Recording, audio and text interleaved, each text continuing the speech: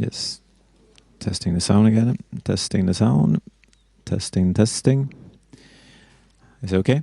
Perfect. Thank you.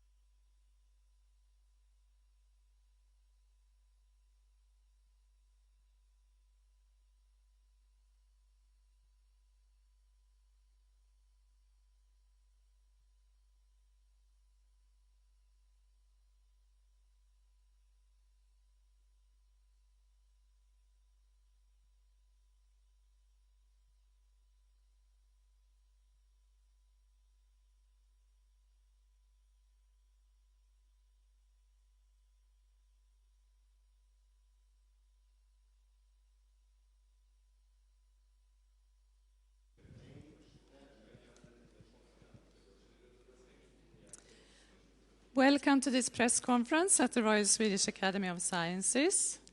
Välkomna till den här presskonferensen på Kungliga Vetenskapsakademin. We are on time, so the Secretary General and the experts will arrive 11:45. Vi är i tid, så att ständig sekreteraren och våra experter kommer att komma in här 11:45. Tack, hej.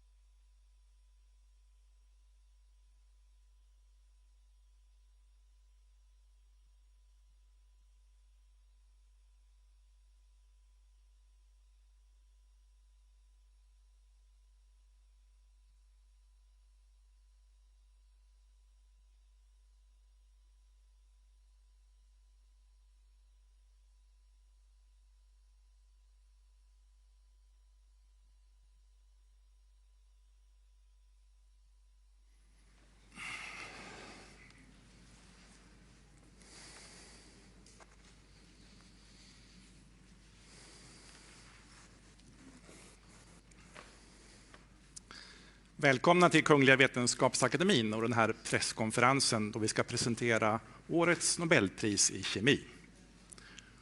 Welcome to the Royal Swedish Academy of Sciences and this press conference where we will present this year's Nobel Prize in Chemistry. We will keep to our tradition and start in Swedish and then continue in English. And you are of course welcome to ask questions later on in either language. Jag heter Hans Ellegren och är ständig sekreterare här på Kungliga Vetenskapsakademin. Till höger om mig sitter professor Johan Åkvist, ordförande för Nobelkommittén i kemi.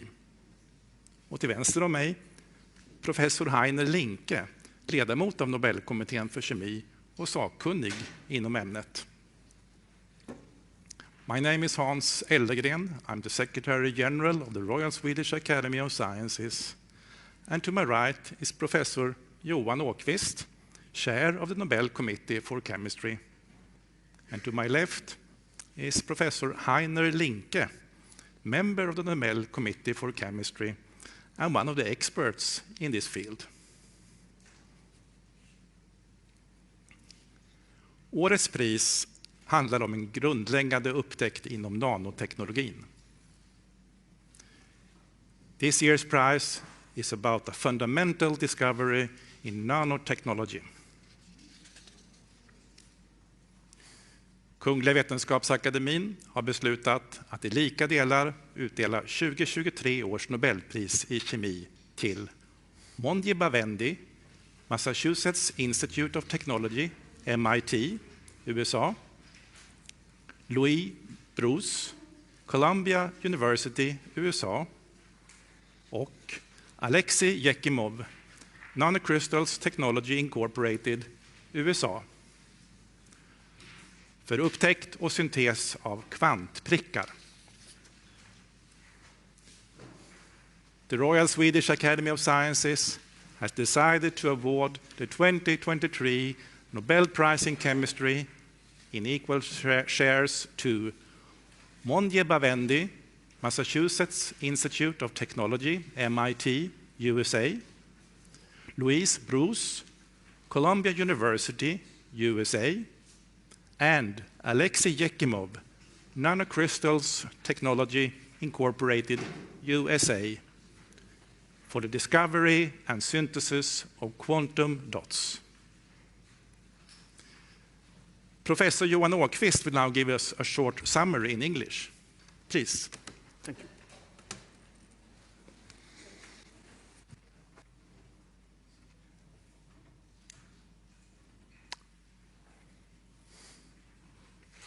What you see here in these flasks, ladies and gentlemen, are quantum dots in a liquid solution.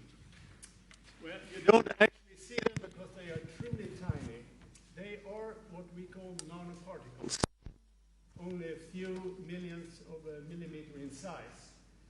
Each particle is a small crystal containing just a couple of thousand atoms. When things become this small, quantum mechanics starts to play all kinds of tricks. The nanoparticles in each flask are made of exactly the same simple substance. So how can they differ in color? Well, that, ladies and gentlemen, is a quantum effect. The particles are so small that their electrons start to get crowded. The smallest quantum dots shine in blue, while the bigger ones shine in yellow and red. They only differ in size, nothing else. And the size changes a lot of their properties, thermal, electric, magnetic, etc.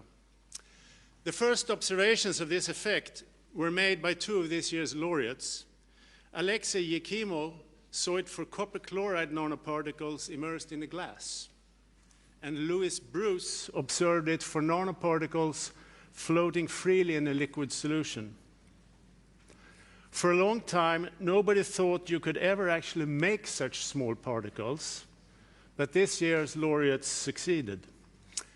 However, for quantum dots to become really useful, you needed to be able to make them in solution with exquisite control of their size and surface. Moonji Bawendi invented an ingenious chemical method for doing just this. He could now make perfect nanoparticles of very specific size and very high quality.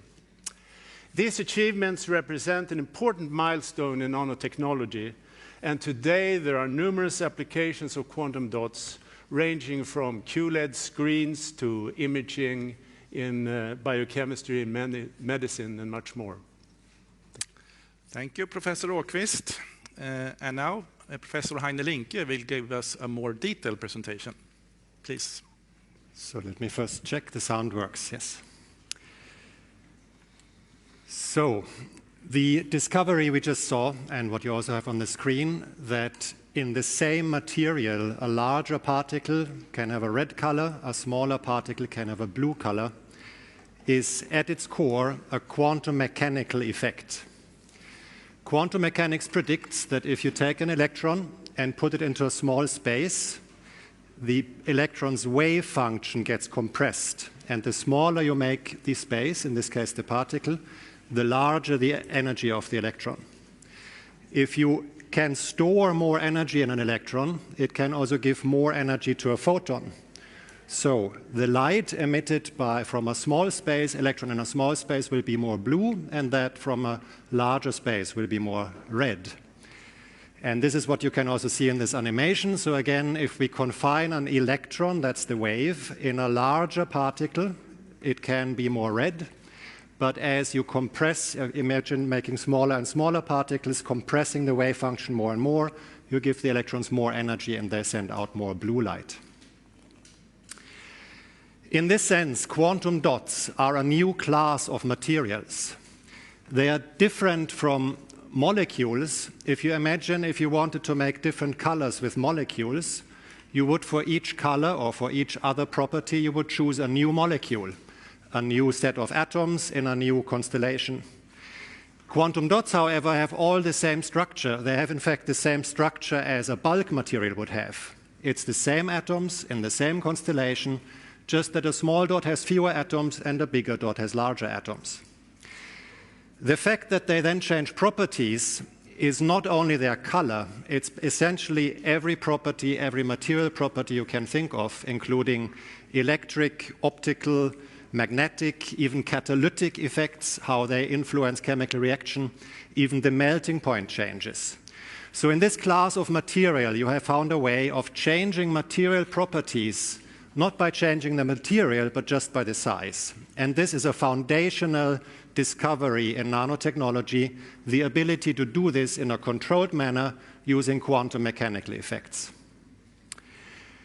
The prediction that this would be possible, the prediction that such an effect could occur in theory was made as early as the 1930s.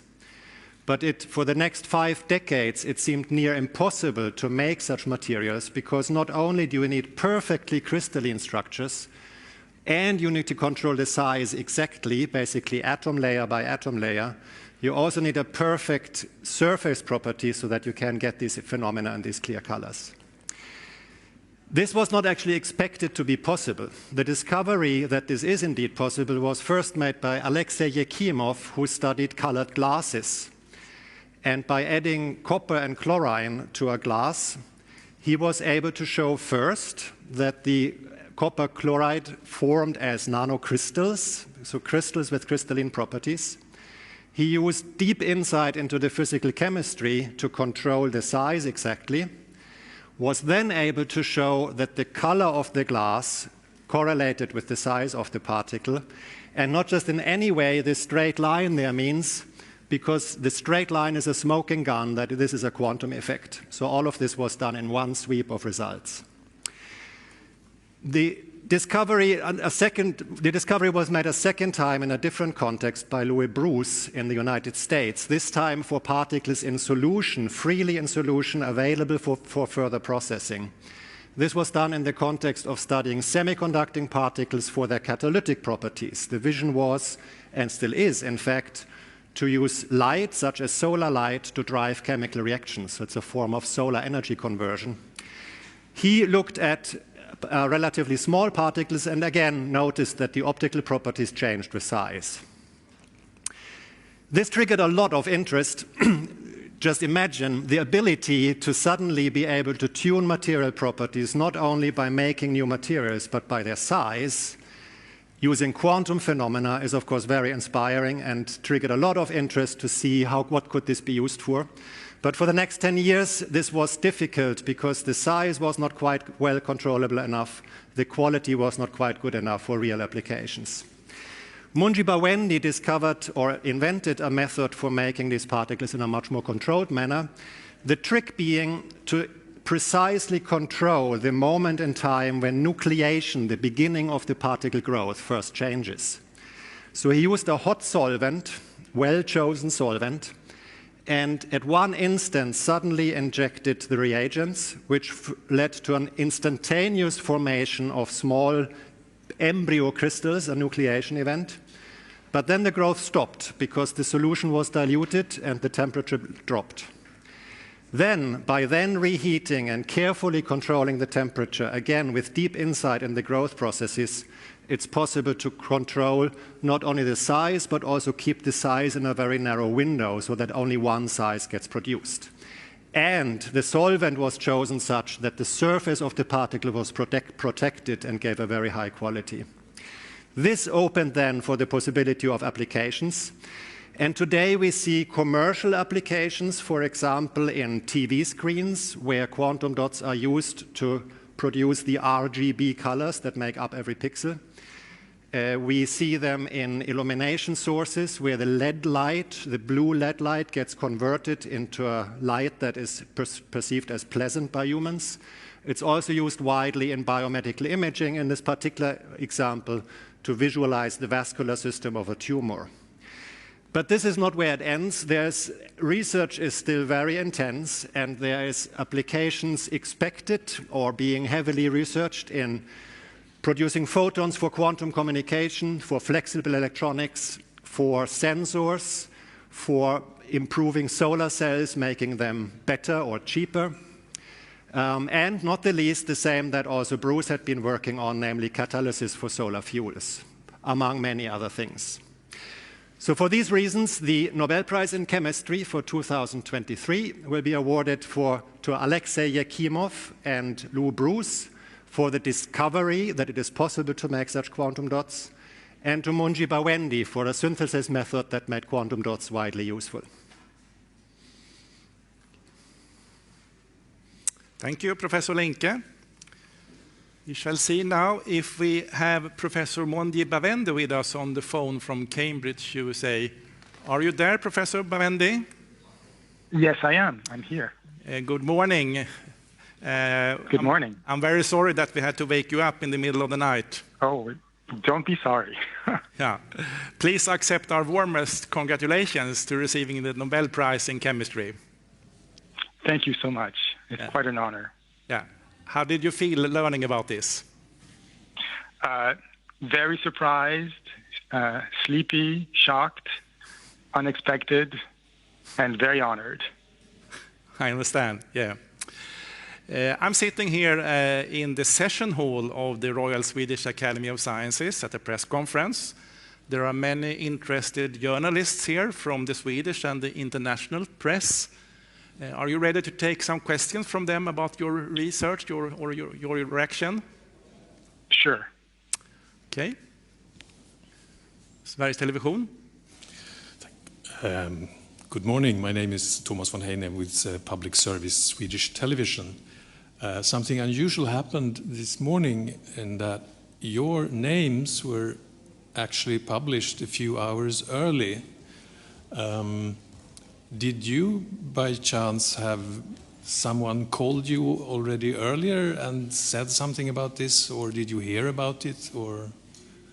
No, I didn't know. I was awakened by the Swedish Academy. I was sound asleep.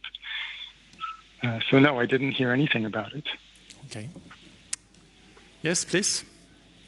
Anneli Megner-Arn, Swedish TV4.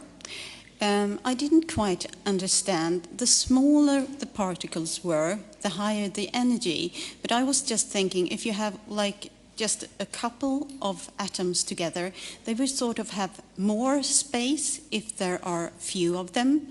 but if there are a large number of particles or atoms, then they would be more crowded together. So how come that smaller particles have higher energy and more towards the blue scale? Sure. It's really the electron that's created. There's an electron that's created when you shine light, and it's that electron that investigates the space that's available to it. So if you have a very small particle, the space the electron sees is very small. If you have a big particle, the volume that the electron sees is quite large, and so that's how you go from high energy to low energy. The number of atoms defines the volume that's available to that electron. Okay, please. David Keaton for the Associated Press. Congratulations on this award. First of all, when was it, sir, that you understood the importance of this discovery and not just its theoretical implications, but also the commercial implications that this could have? Well, this was a process. I think that the community, because certainly it became a larger community, realized the implications in the mid-90s that there could potentially be some real-world applications. Please. Hello, sir. Congratulations. Paul Rees from Al Jazeera English. As a scientist, do you ever have a feeling that you've done work that's so groundbreaking and important that maybe one day you'll get a Nobel Prize, or does it never really cross your mind? You know, it's a field with a lot of people that have contributed to it over from the beginning. So, no, I didn't think that it would be me that would get this prize. I mean, because this, we're all working together on this. And yes, I mean, yeah. Please. I didn't think that I would get it. Yeah, please. Congratulations, Professor Bawendi. This is Caixin Media from China. I have one question. How do you view the prospect of quantum computing and quantum computers based on quantum dots? Thank you. This is an area of research, and I don't know what the future holds, and so it'll be very exciting. I think there's still a lot of exciting work to be done in this field. That's for sure. Please. I'm Steve Wei from Nordic Chinese Times. Congratulations, Professor. This is a great achievement. The quantum practice is all related to Chen Yang's laws of conservation of party. What's the potential impact do you think this small size research will have on improving, such as materials science and sustainable applications in the field? Thank you. I'm not sure I understood the question. I wonder if you can repeat it or rephrase it. Can you rephrase it and please be very close to the mic? What is the potential impact do you think this small size research will have on improving materials science and sustainable applications in the field? Thank you. So improving something and something sustainable, is that the question? I didn't quite understand. I think it was a question about the potential applications of the discovery. Okay. Yes, so they're already widely used as color downshifters, as was already mentioned in the display industry and as biological tags.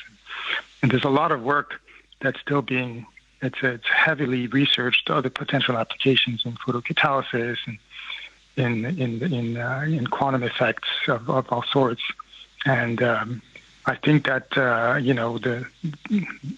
the world will see in the future where it will go. It's hard to know at the beginning when we're doing this what the exact impact will be, but it's a very exciting area of research, and I'm sure something really interesting is going to come out. Please. Yeah, hello, Bogdan Radrejewski, Polish television, TVP Science. I want to ask, because most of us probably heard about quantum dots in regard to the possibility of modifying the color with the size. But as we heard, the potential here is to actually modify literally every properties of such particles simply by changing the size. So what could be the possible prospects of actually using that and changing different things about the particle other than its color itself? For sure. So you're right. Many properties evolve as you go from the molecular regime of a few atoms to the bulk regime of millions and millions of atoms. And that certainly includes the properties of the surface. And the properties of the surface are properties that could be chemically reactive or photoreactive. And so there's a fair amount of work going on now in looking at photocatalysis using the quantum dots as in some way in that area. There's work looking at using the quantum dots as in flexible electronics, for instance, as carriers of electrons.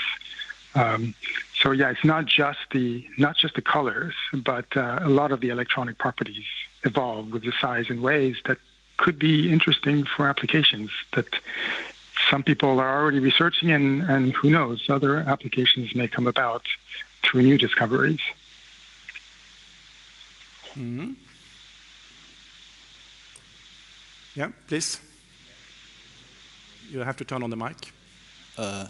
Yeah, congratulations, Professor. And I have a question about the quantum calculation. And do you have any insight about these fields in the future? Thank you.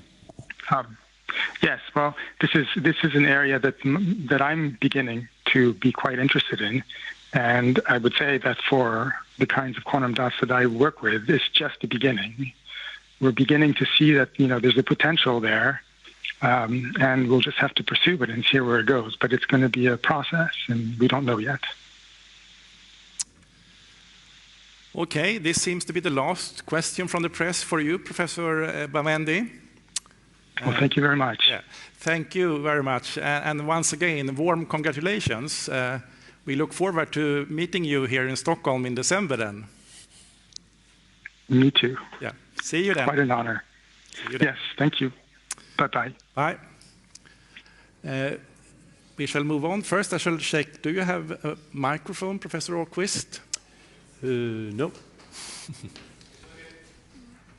It's okay. So let's move on now to more questions about the Chemistry Prize and the research involved. You may want to ask questions to the committee also about their work. Yes? Who was first here? Please. Hello, this is Caixin Media from China, and mostly the quantum research are mainly focused on physics. So why this year is given to chemistry? Thank you. Professor Ahlqvist or I think Lincoln? I can answer that. The way of making quantum dots, so there's a root of this field in semiconductor physics, I would say. Over many years, similar phenomena had been pursued in semiconductor physics, not at least in the 60s, 70s, when microelectronics was sort of experiencing its first boom. These quantum phenomena that are present, for example, in optoelectronics are confined into structures. They are more about devices than materials. The discovery here is for actually purifying quantum effects to actually become materials you can touch. You can dry these quantum dots. You have powders that are have these new material properties. And the methods of doing this come from chemistry, and in many ways also what you can then continue to do with them, for example, to treat them so that you can use them in biomedical applications, are methods of chemistry. And it's really chemists who have contributed to that field. Yeah, now. I wonder how your thoughts went when you decided to give a Russian scientist this award, giving this time with the war in Ukraine to shine the light on Russia and to invite him to the Nobel Prize dinner. I understand the question. First, we are not involved in the invitation to the Nobel Prize ceremony. That's the Nobel Foundation that does that. When it comes to selecting prize awardees for the Nobel Prize, we simply follow the procedure of identifying the most important discoveries. Having done that, we identify the most important contributors to that finding, those findings, without paying any respect to nationality or any other factors for that meaning. And that means that nationality doesn't matter here, and that's also exactly in accordance with the will of Alfred Nobel, who said that the most worthy person should receive the prize irrespective of nationality. Follow-up? In your regard, do you think that the scientist should go to the Nobel banquet? Should he be invited to this banquet or not? What's your opinion on that? We don't have any opinion with that. We work with awarding the most important research, and then the Nobel Foundation is responsible for the ceremony. Yes, please. Yes, David Keaton from the Associated Press. In the early hours of this morning, the names of the winners and for the prize for which the science for which they were awarded was leaked in Swedish media. This was known for about 4 hours now. Would you care to maybe explain how this might have happened and provide sort of safeguards? What are the safeguards that exist around this around the prize in general? Thank you. Let me say that this is, of course, very unfortunate. We deeply regret what happened, for sure. There was a press release sent out for us for still unknown reasons. We have been very active this morning to trying to find out what actually happened, but at this place we don't know that. We deeply regret that this happened. The important thing is that it did not affect the awarding the prize recipients in any way. Nominating and evaluating Nobel Prizes is a very long process that goes on for a very long time. And a decision about the prize is not taken until the Academy has met, and the Academy met this morning. Please.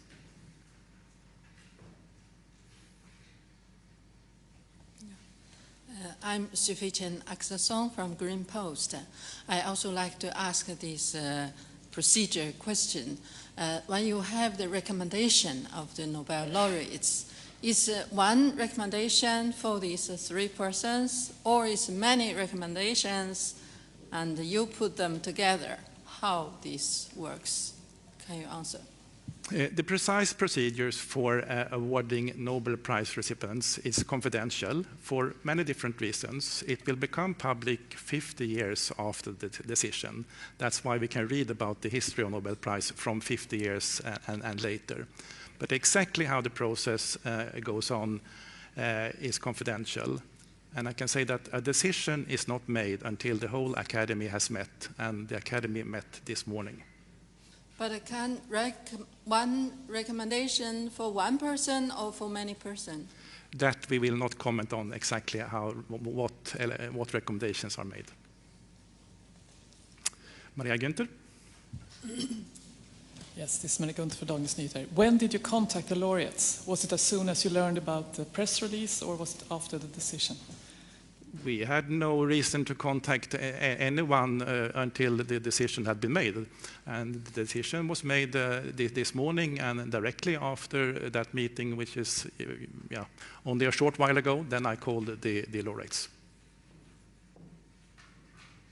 Sorry, David Keaton again. Just to clarify, I mean, obviously these names were released in a press release at around 7:30. The meeting took place about 2 hours later. Could you maybe explain, is the meeting just a formal approval of this? Is the sort of decision made in advance, or do you have several suggestions that the committee has to approve, or is it more of a sort of rubber stamp seal of approval for the one that has been chosen by a smaller group of people? Thank you. The meeting is not just a formality. The Academy as a whole decides about who shall receive the Nobel Prize. That was the case also today. I can again only apologize and regret for that this information was sent out very early. But again, no decision is taken until it's taken.